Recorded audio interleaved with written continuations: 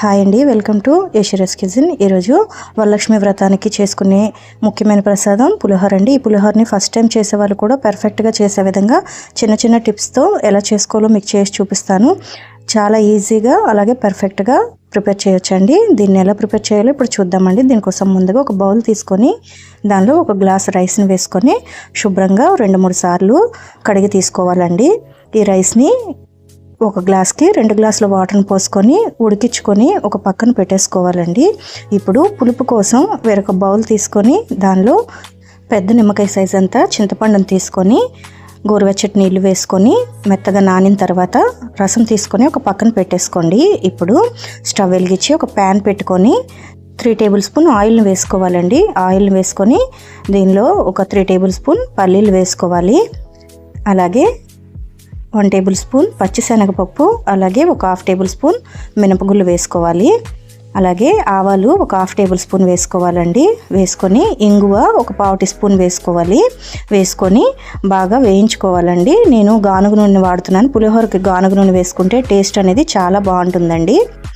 ఈ విధంగా మీడియం ఫ్లేమ్లో కాస్త దోరగా వేయించుకోవాలండి. ఇలా కలుపుకుంటూ వేయించుకుంటే అన్నీ కూడా ఈవెన్గా ఫ్రై అవుతాయండి. ఇప్పుడు ఇలా వేగిన తర్వాత దీనిలో ఒక 4-5 ఎండుమిర్చిని కట్ చేసి వేసుకోవాలి.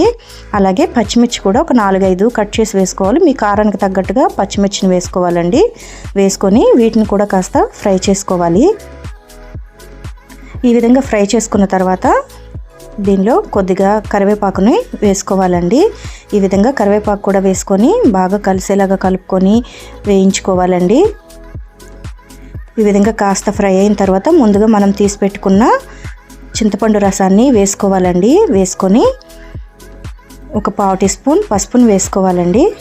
అలాగే రుచికి సరిపడా ఉప్పును కూడా వేసుకోవాలి. వేసుకొని మొత్తం కలిసేలా ఒకసారి బాగా కలుపుకోవాలండి. ఈ విధంగా కలుపుకొని ఈ చింతపండు పులుపు అంతా కూడా బాగా దగ్గరగా అయిపోవాలండి.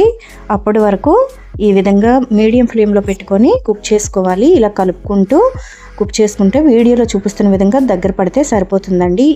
దీన్ని ఇలా మీడియం ఫ్లేమ్లోనే ఇలా కలుపుకుంటూ దగ్గర అయ్యేదాకా కుక్ చేసుకోవాలండి. చూడండి, వీడియోలో చూపిస్తున్న విధంగా దగ్గరగా అయితే సరిపోతుంది. ఇప్పుడు స్టవ్ ఆఫ్ చేసి పక్కన పెట్టేసుకోండి. ఇప్పుడు ముందుగా మనం వండి పెట్టుకున్న రైస్ని కలుపుకోవడానికి వీలుగా ఉన్న పళ్ళెంలో వేసుకొని ముందుగా మనం ఇలా ఉడికించి పెట్టుకున్న చింతపండు రసాన్ని అంతా కూడా వేసుకోవాలండి. వేసుకొని నెమ్మదిగా కలుపుకుంటూ మొత్తం కలిసేలాగా ఒకసారి వీడియోలో చూపిస్తున్న విధంగా కలుపుకోవాలండి. లేదంటే రైస్ అనేది విరిగిపోతూ ఉంటుంది. అందుకని ఈ విధంగా అంతా కలిసేలాగా బాగా కలుపుకోవాలండి. ఇంతే అండి, ఎంతో టేస్టీగా ఉండే పులిహోర అనేది రెడీ అయిపోయిందండి. మీరు కూడా ఒకసారి ఈ విధంగా ట్రై చేయండి. ఈ వరలక్ష్మి వ్రతానికి అమ్మవారికి చేసే ఈ నైవేద్యాన్ని ఫస్ట్ టైం ఎవరైనా చేస్తున్నట్టయితే ఈ టిప్స్తో మీరు కూడా ఒకసారి ఈ విధంగా ట్రై చేయండి. పర్ఫెక్ట్గా వస్తుందండి. టేస్ట్ కూడా బాగుంటుంది. మీకు ఈ వీడియో నచ్చినట్టయితే వీడియోని మీ ఫ్రెండ్స్ అండ్ ఫ్యామిలీకి షేర్ చేయండి. అలాగే ఛానల్ని సబ్స్క్రైబ్ చేసుకోండి. వీడియోని లైక్ చేయండి, షేర్ చేయండి. Thank you for watching.